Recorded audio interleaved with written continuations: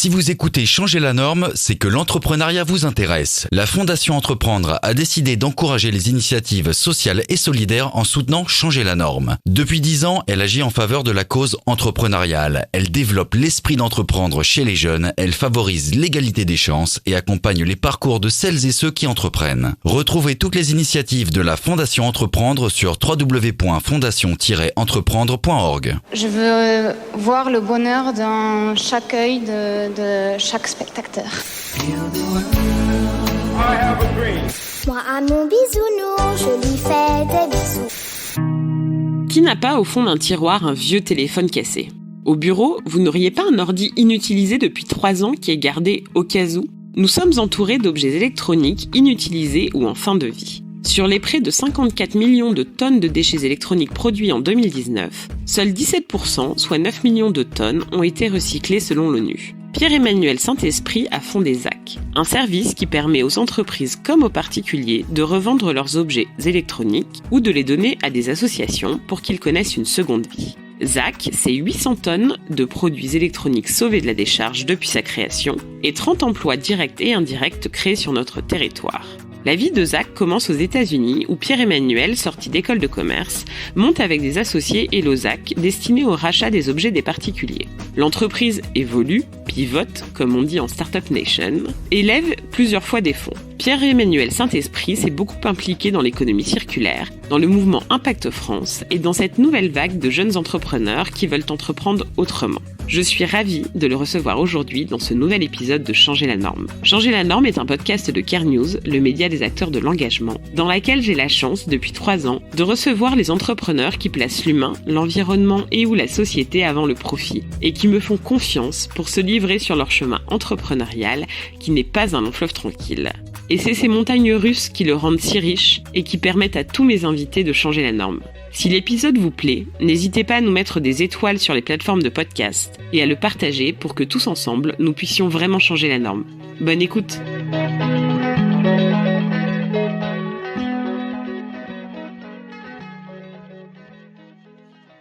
Bonjour Pierre-Emmanuel. Bonjour Flavie. Tu vas bien? Je vais très bien, merci beaucoup de me recevoir. Eh ben écoute, c'est un plaisir. Eh ben plaisir partagé. Bon, je vais la faire maintenant, mais la blague qu'on vient de se raconter, c'est qu'on n'avait plus le choix que d'inviter Zach. Donc tu l'as vraiment fait du coup. Je l'ai fait vraiment, voilà, j'étais au pied du mur. Tu m'as appelé ce matin à 6h et tu t'es dit, voilà, et je mince. t'ai dit, nous n'avons personne. Non, ça n'est pas vrai, ça fait longtemps que je voulais t'inviter, mais comme il faut varier les plaisirs, et tout vient à point.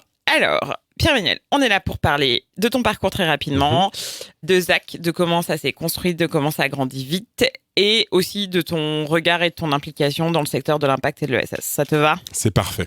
Le tout en une vingtaine de minutes. D'accord. Parce qu'au-delà, je pense que l'attention des gens s'en va. Alors, peux-tu nous dire qui tu es? Bah écoute, merci beaucoup encore une fois de m'accueillir sur ce podcast. Donc moi je m'appelle Pierre-Emmanuel, j'ai 28 ans, j'ai 2 enfants et je suis un passionné d'économie circulaire. C'est vraiment ce qui est le moteur, on va dire, de ce que je peux faire professionnellement.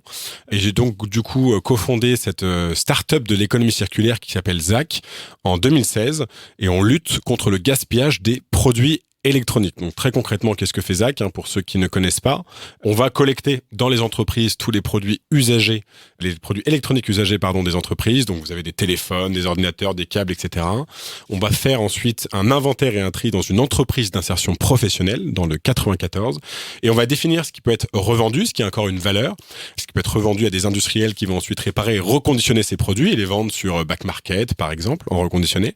Ce qui peut être donné à des associations. On travaille avec 3 associations annuellement, ce qui peut être réparé ou ce qui peut être malheureusement uniquement recyclé, mais on va recycler en France et au maximum en récupérant le maximum de matière et en minimisant la revalorisation énergétique. On a aussi un service pour les particuliers qui peuvent faire ça depuis chez eux avec ce qu'on appelle un site e-commerce inversé. Quelques mots peut-être rapidement sur l'origine de l'idée et comment on a lancé ça. Oui, j'allais dire, en fait, ce qui m'intéresse, c'est qu'on détricote les tout débuts de ZAC et comment t'as rencontré tes cofondateurs, où est-ce que vous avez trouvé les fonds, l'énergie, l'idée, tout ça, mais au tout début. Très bien, au tout début. Le storytelling, tu vois, la vraie version. La vraie version. Donc en fait, on était étudiants en 2015. En parallèle de nos études, on a eu ce projet et on est parti aux États-Unis avec mon associé Timothée Mével, qui lui est ingénieur et moi je fais une école de commerce avant.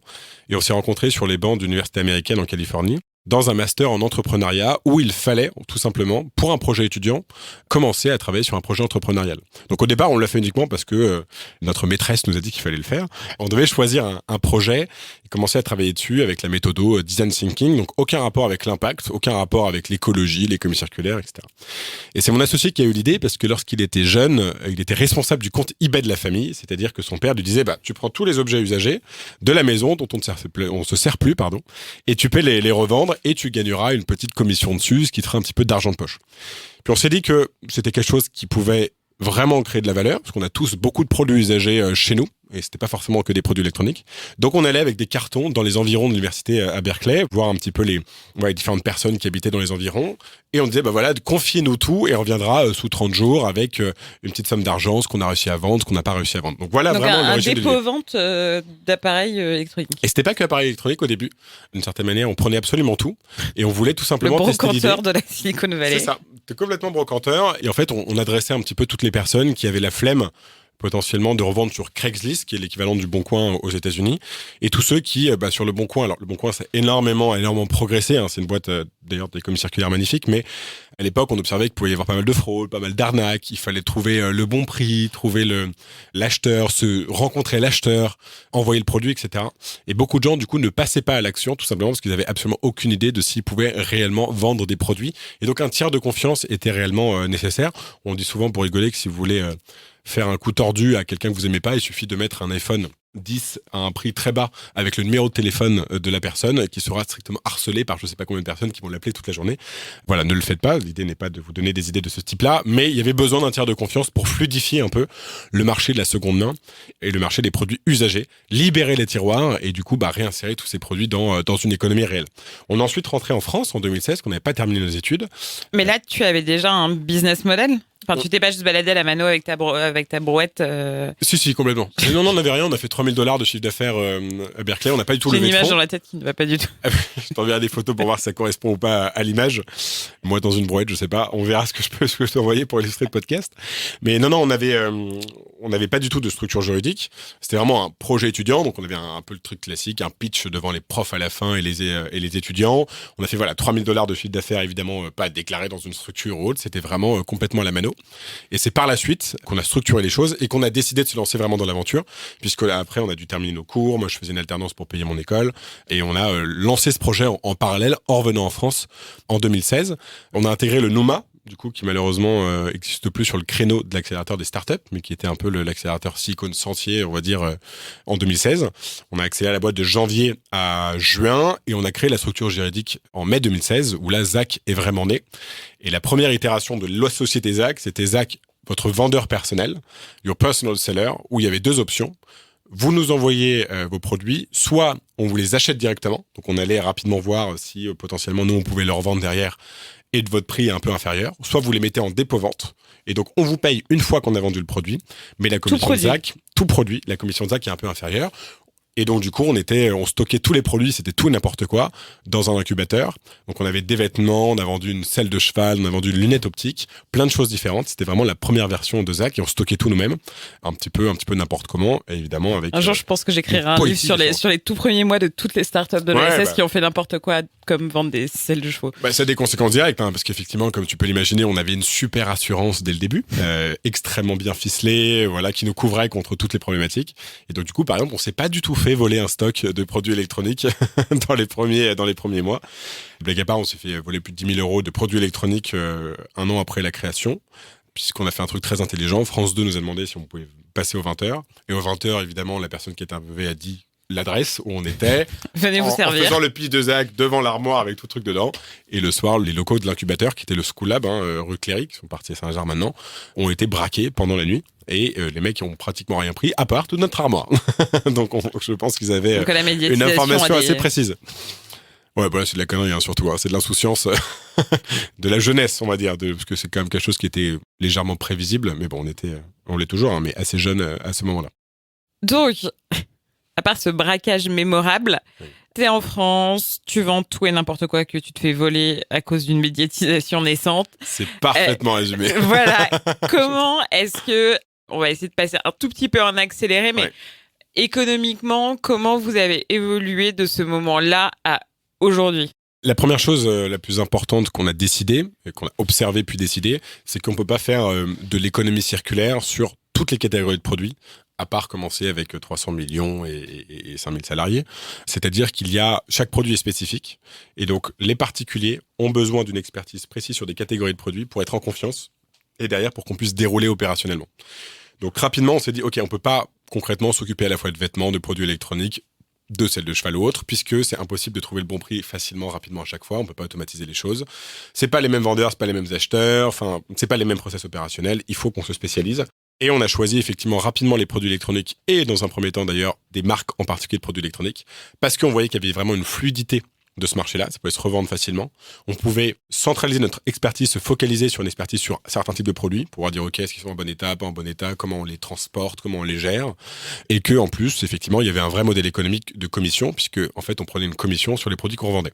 Donc, on a décidé vraiment de se focaliser là-dessus. Ça, c'est la première grosse décision. Et si je passe en accéléré, la deuxième grosse décision, ça a été que pendant un certain temps, on était uniquement sur des produits de valeur, c'est-à-dire qu'on gérait uniquement les produits où on savait qu'on pouvait les revendre et prendre une commission. Typiquement un iPhone, on prend le dernier iPhone, on sait très bien qu'il y a quelqu'un qui va trouver un acheteur. Et ça fonctionnait bien. Le problème, c'est qu'on était très frustrés par la mission parce qu'on se disait qu'on était plus des accélérateurs de consommation de produits électroniques. Même si c'était d'économie circulaire, c'était un petit peu dévoyé, puisqu'on permettait en gros à un mec de revendre son iPhone 10 pour qu'il achète l'iPhone 11. Je caricature à fond, mais c'était pas vraiment cette grande mission de lutter contre le gaspillage des produits électroniques, favoriser à mort le réemploi. Et donc la grosse décision qu'on a prise, et finalement assez tardivement, ça a été peut-être de ne pas se faciliter les choses d'un point de vue modèle économique, mais de reprendre tous les produits électroniques, y compris ceux qui n'avaient absolument aucune valeur, et d'avoir une expérience globale pour les particuliers et les entreprises où on reprend tout, et après on vous dit ce qui est vendable, ce qui est pas vendable, ce qui est donnable, pas donnable. Et c'est là où il y a une vraie expertise, parce que chez vous, voilà, Flavie, je sais pas si tu dois en avoir sûrement chez toi aussi, tu sais pas vraiment ce qui a de la valeur, et si ça a de la valeur, tu sais pas vraiment à combien tu peux le vendre, tu tâtonnes, il n'y a pas un Google des prix des produits usagés, d'une certaine manière. Non, nous, on a déménagé il y avait longtemps, on a tout donné sur le site de la mairie de Paris. Ah bah ok, très bien, avec une grande traçabilité, et comme ça tu sais très bien ce que deviennent les produits. Les copains, voilà. C'est bien. Donc ça c'était vraiment la deuxième grosse itération, c'est que maintenant on reprend tous les produits et qu'effectivement on permet globalement de laisser aucun produit au bord de la route sur le site de la mairie. La prochaine fois qu'on déménage, donc pas maintenant parce que je ne veux plus jamais déménager de ma vie, mais nous y penserons. Donc aujourd'hui tu as un modèle stabilisé. Oui. Tout à fait. À peu près, vous êtes combien ? On est un peu plus d'une dizaine. Donc ça, c'est pour le volet économie circulaire, réutilisation, etc. Exactement. Mais il y a aussi un volet social. Oui. Chez Zach, est-ce que tu peux nous en parler ? Oui, il est assez... en fait, il y a deux branches principales, deux actions principales. La première, effectivement, c'est que notre centre logistique est un centre d'insertion professionnelle.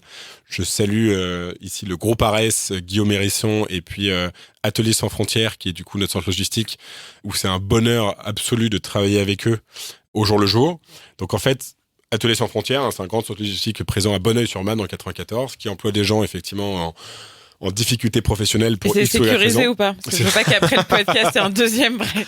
Pour le coup, c'est hyper sécurisé. Parce que de toute façon, il n'y a pas que nous sur ce centre logistique. Donc non, les choses heureusement sont sécurisées là-bas. Mais du coup, il y a des personnes qui sont dédiées à la chaîne logistique de Zach, donc réception des produits, tri, redispatch, etc., qui peuvent rester 2 ans maximum sur ce chantier d'insertion professionnelle, où ils sont réinsérés dans les codes de la vie de l'entreprise. Ils ont pas mal de formations différentes. Et à la fin, il y a des recruteurs qui viennent effectivement proposer un job dans l'économie plus classique, on va dire. Et en moyenne, ils passent 1 an. Ça marche hyper bien. Je crois que leur taux d'insertion, c'est genre 85-90%. Le défi pour nous, c'est qu'il y a un turnover, donc il faut reformer souvent les gens. Et que les tâches peuvent pas être des tâches ultra complexes, puisque par définition, les personnes sont en formation. Mais par contre, effectivement, l'impact est clair. Et d'ailleurs, dans les bilans RSE qu'on fournit nos clients entreprises à la fin d'une opération, on leur dit combien d'heures d'insertion sociale et professionnelle ont été financées grâce à leur action, puisque basiquement Ateliers sans frontières est un prestataire de Zach, donc on paye Ateliers sans frontières, on a un contrat de prestation, donc on les paye et on finance d'une certaine manière évidemment les actions qu'ils font pour nous. Donc ça c'est la première chose, et on a défini que pour toute ouverture nouvelle de centre logistique, on continuerait avec l'économie sociale et solidaire. Le groupe ARES, si la bonne zone logistique est desservie. On réfléchit pas mal à l'ouest ou la région Rhône-Alpes. Et ils sont aussi très présents dans ces secteurs-là. Mais en tout cas, c'est quelque chose qu'on a envie de perpétuer. Et la deuxième chose, c'est que on soutient du coup des associations de 2 manières. La première, c'est que lorsqu'une entreprise passe par nous, on peut effectivement donner certains produits, donc les produits en l'état. Donc, par exemple, on va donner 15 écrans. Par exemple, on soutient Emmaüs Connect qui lutte contre la fracture numérique. Mais aussi, lorsqu'on revend les produits, Donc, comme on revend les produits, on va verser un reliquat à l'entreprise, la vente moins notre commission. L'entreprise a le choix de reverser la totalité des fruits de la vente à une association. Donc 100% des entreprises le font pas, mais pas mal le font, et du coup c'est des montants assez conséquents. Par exemple, je veux saluer Aircall, on a pas mal de clients Startup Scale-Up, qui a donné plus de 15 000 € à l'association Codico, qui lutte pour l'insertion de réfugiés. Ouais, qui fait des duos en entreprise entre des salariés et des réfugiés. Exactement, et en plus des collaborateurs d'Aircall sont allés en immersion chez Codico, comprendre ce qui se passe et aider, je crois, en mécénat de compétences. Mais du coup, Aircall n'a pas sorti de la trésorerie, par contre on a vendu des ordinateurs. Et les fruits de la revente sont allés directement à l'association et Zach s'occupe de tout. La défiscalisation si l'entreprise est rentable, le transfert des produits, le diagnostic des produits, etc., etc. Tout en main. Exactement. Et donc ça, c'est pour les entreprises et les particuliers aussi sur le site Zach.eco, donc le site pour les particuliers. Lorsque vous envoyez vos produits à Zach, en fait, vous avez un compte client et une cagnotte, un peu comme un Lydia ou un Pupkin ou autre. Et lorsqu'on a vendu les produits, on crédite cette cagnotte et vous avez le choix soit de verser cet argent sur votre compte en banque, soit de le verser à 3 associations qu'on soutient et qu'on sélectionne annuellement. Donc c'est le second moyen, effectivement. Vous pouvez dire, voilà, je garde 50 € pour moi et puis je vais donner 10 € à telle ou telle association. Voilà un petit peu pour les 2 impacts sociétaux majeurs de Zach. Je veux bien qu'on revienne sur la croissance de Zach. Ouais. Quand tu as parlé des ateliers d'insertion de RS, est-ce que c'est quelque chose que vous envisagez d'internaliser à terme ou ça sera toujours un prestataire ? Alors, d'un point de vue purement économique, l'internalisation, évidemment, à partir d'un certain moment, est toujours une bonne idée. Mais par contre, là, dans le choix précis, effectivement, de l'impact sociétal, je pense que ça va rester externalisé. Parce que tout simplement, pour le coup, c'est un métier complètement à part de faire de l'encadrement d'insertion professionnelle. Donc, pour le coup, ça, on pourrait pas le faire nous-mêmes. Donc, si on le fait nous-mêmes, on rentre sur de la logistique classique et on perd cette notion d'impact sociétal. En croissance et en développement, est-ce que c'est... agrandir sur les produits, agrandir sur les services, agrandir sur les pays. Elles sont où tes voies de croissance ? Alors, il y a plusieurs choses. La première, et c'est un peu la difficulté de notre modèle, c'est que on vend, entre guillemets, à nos clients entreprises de les aider à réduire leur empreinte environnementale. Si tu vas sur le site de Zach, c'est pas revendez vos produits au meilleur prix. Tu vas faire comme Jean Moreau, tu vas dire mon rêve, c'est que mon métier n'existe plus. Pas du tout. Non. Bah, d'une certaine manière. Alors, j'admire beaucoup Jean, donc je vais pas le clasher ici. Non, c'est mon Jean. Parce que je pense qu'on a tous une grande admiration pour lui. Donc, quoi qu'il arrive, voilà. Mais non, c'est un problème un tout petit peu différent. C'est un problème géographique. C'est-à-dire que je pense pas que mon métier n'existera pas dans 5 ans, parce que c'est tellement un bordel avec le tonnage des produits électroniques et de toute façon la consommation ne cesse d'augmenter qu'on dit non. Donc, je pense qu'il n'y a pas de sujet à ce niveau-là, comme pour les produits alimentaires, hein, honnêtement. C'est plutôt qu'on vend à nos clients la réduction de l'empreinte environnementale, parce que justement, il y a moins de ressources naturelles extraites et tout.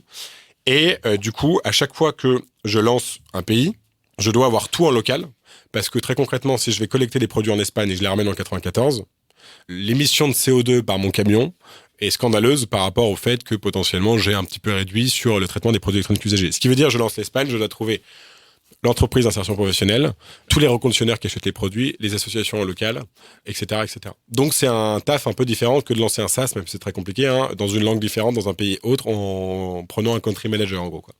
Donc aujourd'hui on est en France et en Belgique, parce que la Belgique est pas trop loin, que c'est francophone ou autre. La France, honnêtement, c'est un gros marché. On n'est pas les pires en termes de recyclage, etc. Mais on est des bons gros consommateurs de produits électroniques. Donc, très honnêtement, on a une bonne marge de progression. Sachant que nous, on est très TPE, PME, Startup Scale-up. On a quelques grands comptes, TF1, Truffaut, par exemple. On a un gros axe de progression sur les collectivités publiques, notamment dans la dernière loi pour la transition numérique, etc. Il y a pas mal de choses qui ont été décidées par le gouvernement pour plus de reconditionnés dans les achats publics, pour plus de responsabilités là-dedans. Donc, pas mal de collectivités publiques qui se tournent vers nous. On a la mairie de Clichy, on a des mairies parisiennes. Donc, on a une grosse marge de progression sur le territoire national avant d'aller voir ailleurs. Par contre, clairement, il y a un axe régional. C'est-à-dire, comme je le disais, lancer peut-être un centre d'insertion professionnelle dans la région Rhône-Alpes ou autre. Le deuxième axe, sur étendre les produits. Aujourd'hui, on est vraiment sur 100% des produits électroniques, donc on peut pas étendre sur ce secteur-là. Par contre, ce qu'on fait, c'est qu'on conseille beaucoup de nos clients, qui ont souvent d'autres besoins, sur d'autres choses. Donc on le gère pas nous-mêmes, mais on gère d'autres choses. Typiquement, lorsque tu déménages, en général, tu as toujours un problème de meubles aussi. C'est toujours, putain, je fais quoi de cette chaise, je fais quoi de ce truc. Donc nous, on le gère pas. Par contre, comme on a un écosystème assez large dans l'économie circulaire, on va conseiller tel partenaire. Donc, par exemple, Le Bois de Demain, qui est une asso qu'on soutient aussi, qui a un chantier d'insertion professionnelle, qui va refaire des nouveaux meubles à partir de meubles récupérés. Et donc, il target tous les gens qui déménagent. Voilà. Donc, on va leur dire, faites passer Le Bois de Demain chez vous une fois qu'on a récupéré les produits électroniques. Et on essaye de faire le maximum de partenariats comme ça. Ok. Dernière question, un peu écho avant qu'on passe à la suite. Pour grandir, pour être 10, pour s'attaquer à la Belgique, il faut des fonds. Comment ça s'est passé, vos levées de fonds? Et est-ce que le fait d'avoir un ancrage vraiment impact et pas que croissance, scale-up, startup nation, ça a aidé? Alors pas du tout, parce que pour mettre un peu dans le contexte, alors, l'entreprise est très jeune puisque c'est 2016, mais en fait les choses ont évolué hyper rapidement sur l'impact. Alors je sais pas trop si c'est ce que disent d'habitude les personnes qui interviennent sur ton podcast, mais en tout cas dans l'économie circulaire ça a été absolument flagrant. En 2016, du coup, on a levé à la fin de l'année 150 000 euros, énorme montant auprès d'Essec Ventures, mon école, et un business angel, à la fin de Noma. Qui t'a pris autant de temps que toutes tes levées réunies, normalement. Pratiquement, ouais. Enfin, honnêtement, la deuxième, du coup, parce qu'on a fait une deuxième d'1,2 million, là, ça a été hyper révélateur. On s'est fait jeter par tous les VC qui n'investaient que dans les SaaS à l'époque. C'est-à-dire qu'à l'époque, on reparait aussi les produits chez nous dans un bureau. Et donc, le côté produit concret, on touche les produits, on n'est pas une marketplace. Mais c'est pas automatisable. Il n'y a pas l'effet volume, etc. Vous pouvez pas passer de 1 à 2 millions sans recruter 15 000 personnes et tout. Et honnêtement, on nous a tous dit, votre modèle est très beau, c'est génial, gros bisous, mais non. Et j'en ai fait un paquet. Donc clairement, c'était vraiment des tests d'investissement qui correspondaient pas. Il y avait sûrement des fonds à impact qui existaient déjà, mais j'en ai pas vu un seul, parce qu'à l'époque, on parlait pas du tout de ça. C'était complètement. Et on a levé, on a eu beaucoup de chance, parce que j'ai convaincu pas mal de business angels, un par un, à peu près 9. Et ensuite, on a eu la confiance du fondateur de Manutan International, qui est un mec exceptionnel, qui s'appelle Jean-Pierre Guichard, qui a fondé cette énorme entreprise maintenant, qui est un très beau succès entrepreneurial, et qui a décidé de soutenir des entrepreneurs dans la durée, qui travaillent sur les territoires français et qui veulent travailler sur des entreprises sur le long terme. Donc, c'est-à-dire qu'il nous a fait confiance sur le long terme, pas avec une logique de rentabilité à 2 ans ou de levée de fonds supplémentaires juste après. Donc, lui, il a fait effet de levier parce que, en gros, il a mis 500 000, donc tous les autres ont dit, OK, on est commit, et vu que ce mec-là met 500 000, on y va. Mais très honnêtement, on n'est pas passé loin de la sortie de route parce que ça n'existe pas. Aujourd'hui, ça n'a rien à voir. Il y a finalement peu de boîtes d'économie circulaire par rapport à l'argent qui est sur le marché. Je dis pas que notre modèle, tout le monde le veut, etc. et tout, mais pour le coup, c'est beaucoup plus facile de décrocher un rendez-vous puisqu'effectivement, pour avoir un modèle d'économie circulaire et dans l'impact, aujourd'hui, sachant que les LPs ou les investisseurs veulent beaucoup plus de projets green et qu'il n'y en a pas 50, Zach ressort assez peut-être un peu plus rapidement, quels que soient les chiffres. Allez-y, si vous avez envie d'investir dans l'économie circulaire. En parlant d'économie circulaire, donc toi, t'es convaincu, t'es militant, tu fais plein de choses à côté de Zach sur l'entrepreneuriat, sur l'impact. Je vais dire, quel est ton regard sur l'évolution du secteur, mais en 5 ans, ça a clairement complètement changé et tu viens d'en parler. Mais du coup, on va peut-être parler des enjeux de demain. Qu'est-ce qu'il faut pour que l'ESS ou l'impact déjà, est-ce que tu vois une différence très grande entre ces deux mondes-là ? En fait, je trouve que c'est 2 très beaux alliés. Moi, je suis pas partisan de dire que c'est quelque chose qui se confond. Typiquement, je débat récemment et je respecte totalement l'avis contraire, mais c'est pas parce qu'un projet n'est pas impact sociétal qu'il peut pas être économie circulaire. Et si on attend absolument que tous les projets d'économie circulaire passent par l'ESS, par exemple, pour moi, c'est une catastrophe. Et c'est complètement idiot, en fait. Alors, c'est un côté peut-être un peu libéral de libérer les énergies, mais le sujet, c'est que c'est mieux quand c'est le cas. Et typiquement, je l'ai fait dans ma boîte, donc je me sens légitime d'en parler. Par contre, c'est pas interdit que ce soit pas le cas, à partir du moment où, évidemment, on fait vraiment de la vraie économie circulaire, avec en étant transparent, traçabilité, chiffres, etc. Donc, l'important, c'est d'avoir un impact. C'est mieux si on démultiplie l'impact. C'est pas grave si c'est pas l'impact total sur tous les sujets, sociétal, environnemental, pauvreté, petite enfance, égalité femmes-hommes et tout. Sinon, entre guillemets, on s'en sort pas et on est des humains, quoi. Donc, il faut quelque part être raisonnable à ce niveau-là et pas trop en attente de tout le monde. Ça, c'est le premier point. Le deuxième, sur l'économie circulaire, c'est que, mon avis, c'est qu'on sera toujours une minorité de convaincus militants actifs. Parce qu'on ne peut pas imposer à tout le monde d'être passionné par le sujet, d'avoir éventuellement les moyens de s'y mettre, d'avoir l'envie de prendre le risque et tout. Et donc, peut-être l'entrepreneuse ou l'entrepreneur se doit de créer des conditions désirables pour embarquer la masse, même si elle n'est pas au courant qu'elle est en train de faire de l'impact. Le but de Zach, depuis le début, ça a toujours été de créer des choses fluides, intéressantes, d'utiliser les codes du digital, les codes de ce qu'on a pu apprendre sur l'entrepreneuriat, pour créer des outils qui soient utilisables au-delà de « il faut utiliser ces trucs parce que la planète est en train de mourir ». Et c'est même pas un vœu, c'est juste la réalité. Si on n'embarque pas la masse, les consommateurs, les citoyens, et tous les citoyens, ceux qui n'ont pas les moyens, ceux qui en ont rien à foutre. Moi, j'ai plein d'amis qui en ont rien à foutre, et je me fous sur la gueule avec eux en soirée, mais le sujet n'est pas là, c'est leur droit d'en avoir rien à foutre. On peut les saluer d'ailleurs. On les salue, voilà.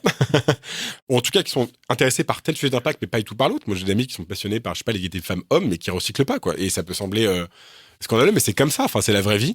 Et donc, du coup, il faut créer des trucs qui vont utiliser pour d'autres raisons.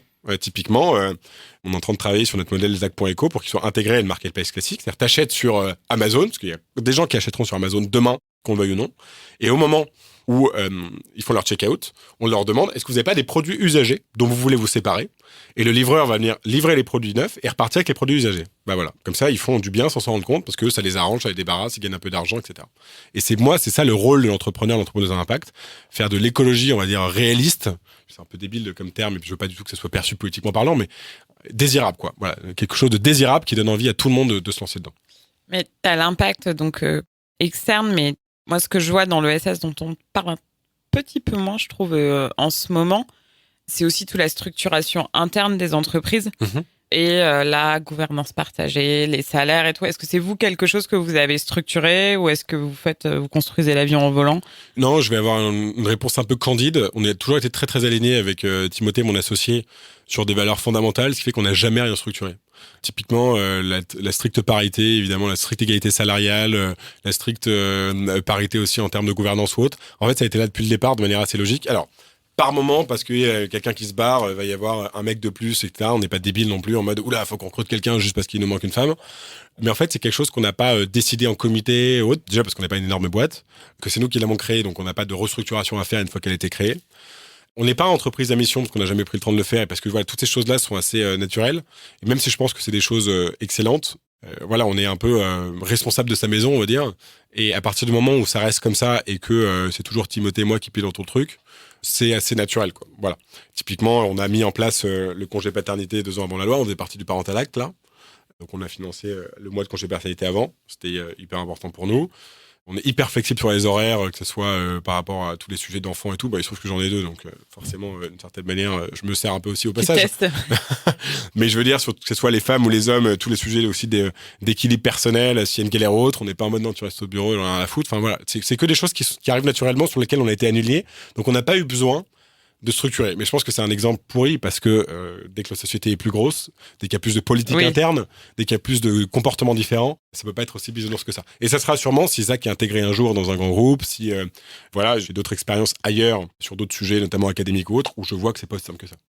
Bon, on va passer aux questions de la fin. Vas-y. Je suis prêt. Quelle est la raison d'être de Zach ? La raison d'être de Zach, c'est vraiment d'éradiquer le gaspillage des produits électroniques et de réduire au maximum l'extraction de ressources naturelles neuves. La femme ou l'homme politique que tu voudrais convaincre ? Alors, en 2 mots, on a créé un collectif du coup qui s'appelle EC 2022 avec 170 organisations pour placer l'économie circulaire au centre de la présidentielle. Et notre postulat, c'est d'aller tous les voir et de tous les convaincre. Donc, je vais dire, l'homme ou la femme, c'est celle qui vraiment n'a absolument rien à foutre aujourd'hui et qui va en faire son sujet de prédilection demain. Voilà. La taxe que tu aimerais inventer ou supprimer ?